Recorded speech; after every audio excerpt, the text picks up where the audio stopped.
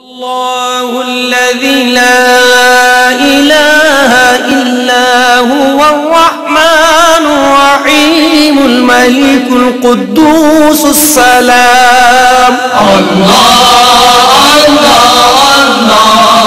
اللہ اللہ اللہ الحمدللہ رب العالمین والصلاة والسلام علی افضل الانبیاء والمرسلین اعوذ باللہ من الشیطان الرجیم بسم اللہ الرحمن الرحیم رب اشرح لی صدری ویسر لی امری واحلل عقدۃ من لسانی یفقہوا قولی۔ معزز سامعین، پچھلے پروگرام میں ہم نے عورت کے چند حقوق، نکاح، منگنی اور ولیمہ وغیرہ کی چند رسوم کو بیان کیا تھا، اور یہ بتانے کی کوشش کی تھی کہ ان رسومات کی وجہ سے ازدواجی زندگی کو قائم کرنے میں کیا کیا رکاوٹیں پیدا ہوتی ہیں۔ اب ہم آج کے اس پروگرام میں ان باتوں کی وضاحت کریں گے کہ نکاح ہو جانے کے بعد اور مرد اور عورت کے جائز طریقے سے تعلقات استوار ہو جانے کے بعد وہ کیا مراحل ہوتے ہیں جس میں بعض دفعہ ان تعلقات کو توڑنے کی ضرورت پڑ جاتی ہے، اور ناگزیر حالات میں آخر کار اس جوڑے کو ایک دوسرے سے الگ کرنا پڑتا ہے۔ جہاں تک اسلام کا تعلق ہے، اس نے اپنی جو قانون سازی، چاہے وہ قرآن مجید میں ہو، چاہے وہ احادیث نبوی صلی اللہ علیہ وسلم میں ہو، مجرد ایک قانون کی شکل میں اس کو پیش نہیں کیا۔ آپ پورا قرآن مجید پڑھ جائیے، آپ کو تقریباً چند آیتوں کے بعد کہیں اتقوا اللہ، کہیں واتقوا اللہ، کہیں حدود اللہ، کہیں حدود اللہ، یہ الفاظ آپ کو بار بار ملیں گے۔ اس کا مطلب یہ ہے کہ اللہ تعالیٰ ایک مومن سے یہ چاہتا ہے کہ وہ جو کام بھی کرے وہ اللہ سے ڈرتے ہوئے کرے۔ دنیاوی جو قوانین ہیں، اگر ان پر نظر نہ رکھی جائے اور ہر وقت اس پر کوئی پہرے دار نہ ہو تو اس پر چلنا بہت مشکل ہے۔ جہاں بھی انسان موقع پاتا ہے اور اسے کوئی موقع ملتا ہے، کوئی دیکھنے والا نہیں ہوتا، پکڑنے والا نہیں ہوتا، اس پر کوئی گرفت نہیں ہوتی، تو وہ اس قانون سے وہ بچ جاتا ہے۔ مگر چونکہ اسلام جو ہے وہ ہمارے دل کے اندر آخرت کا خوف ڈالتا ہے، ایمان کا تقاضا ہی یہی ہے کہ ہمارے دل کے اندر اللہ کے سامنے ایک دن جواب دہی کا تصور موجود ہو۔ یہ تصور جتنا جتنا گہرا ہوتا چلا جائے گا، اللہ کے دین پر چلنا اتنا اتنا آسان ہوتا چلا جائے گا۔ جب آپ اس میں تکلیفیں برداشت کریں گے تو آپ کے دل میں یہ خیال ہوگا کہ اللہ تعالیٰ مجھے اس کا اجر دے گا۔ اگر خدا نخواستہ آپ کی ذات سے کسی کو تکلیف پہنچ رہی ہوگی تو آپ ڈریں گے کہ اب میری پکڑ بھی ہو سکتی ہے، مجھے کوئی دیکھ رہا ہے۔ تو آپ دیکھیے کہ جب نکاح ہوتا ہے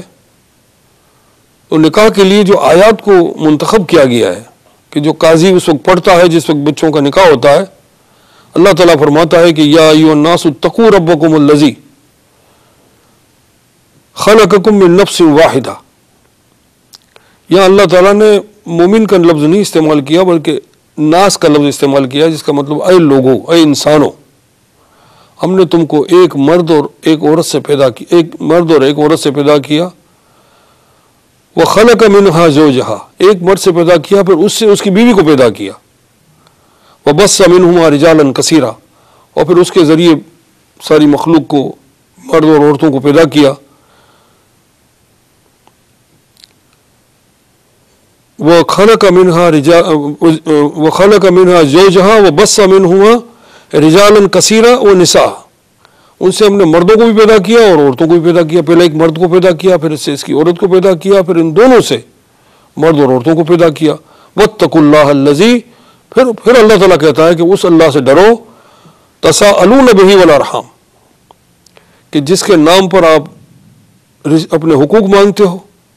اور رشتے قائم کرتے ہو، اس کو توڑنے سے ڈرو. ان اللہ کان علیکم رقیبا، اللہ تعالیٰ تم پر نگراں ہے. اس کے بعد ایک دوسری آیت پڑھی جاتی ہے اس میں،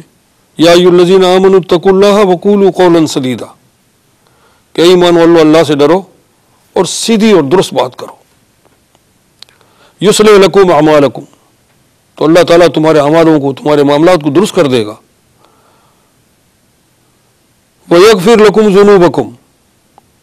وَمَن يُطِعِ اللَّهَ وَرَسُولَهُ فَقَدْ فَازَ فَوْزًا عَظِيمًا، اور تمہاری گناہوں کو معاف کر دے گا، اور جو تم میں اللہ اس کے رسول کی اطاعت کرے گا وہ بہت بڑی کامیابی حاصل کر لے گا. تو کہنے کا مقصد یہ ہے کہ جب نکاح شروع ہوتا ہے اس وقت اللہ کا خوف دلایا جا رہا ہے، سیدھی اور درست بات کہنے کی تلقین کی جا رہی ہے، اور آئندہ آنے والی زندگی میں جس میں باہم ایک دوسرے سے حقوق مانگنے کا وقت آئے گا کہ مرد یہ کہے گا کہ مجھے اپنے حقوق چاہیے، عورت کہے گی کہ مجھے اپنے حقوق چاہیے، تو اللہ تعالیٰ فرماتا ہے کہ چونکہ تم میرے نام سے حقوق مانگتے ہو، میری شریعت کے بتائے ہوئے طریقے کے مطابق تم اپنے ایک دوسرے سے حقوق چاہتے ہو، اور تم نے آپس میں جو رشتے قائم کیے ہیں اس میں چونکہ میرے جائز قرار دینے کی وجہ سے یہ سارا کام کر رہے ہو، اس لیے مجھ سے ڈرو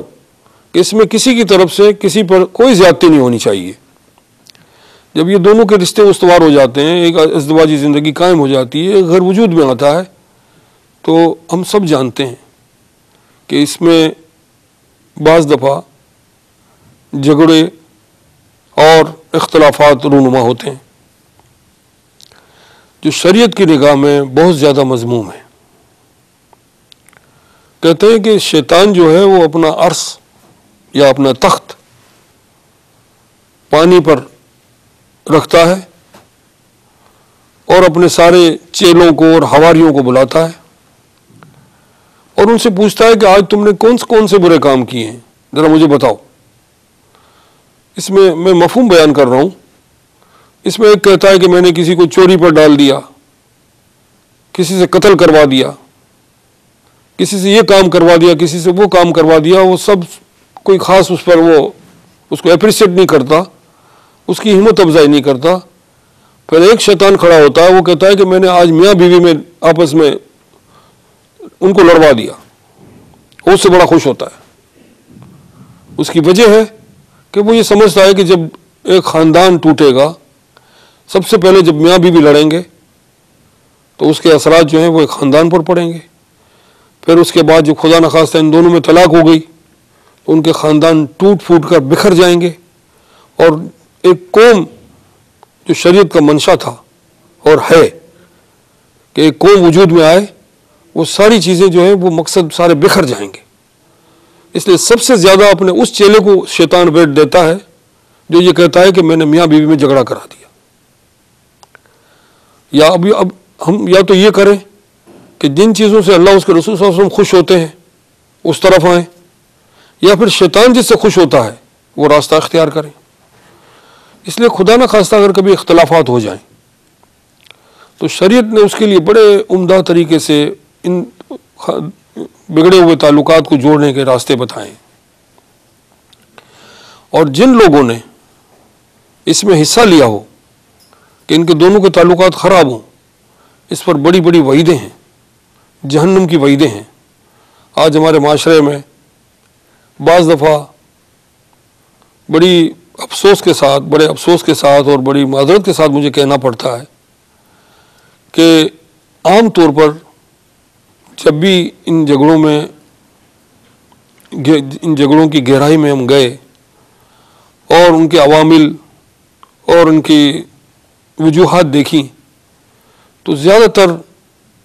یہ جھگڑے جو ہوتے ہیں عام طور پر گھریلو یعنی جو ماں ہوتی ہے یا جو بہو ہوتی ہے یا یہ کہ ان کی جو نندیں ہوتی ہیں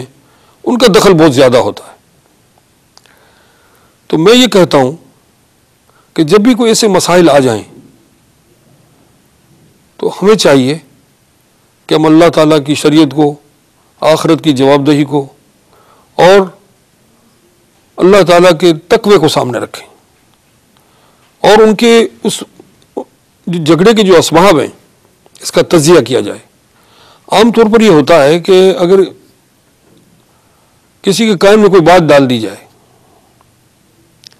اگر کسی ساس کے کان میں یہ بات ڈال دی جائے کہ آپ کی بہو آپ کو یہ کہتی ہے تو وہ فرسٹریٹ ہو جاتی ہے، فوراً اپنی بہو کے اوپر بگڑ جاتی ہے.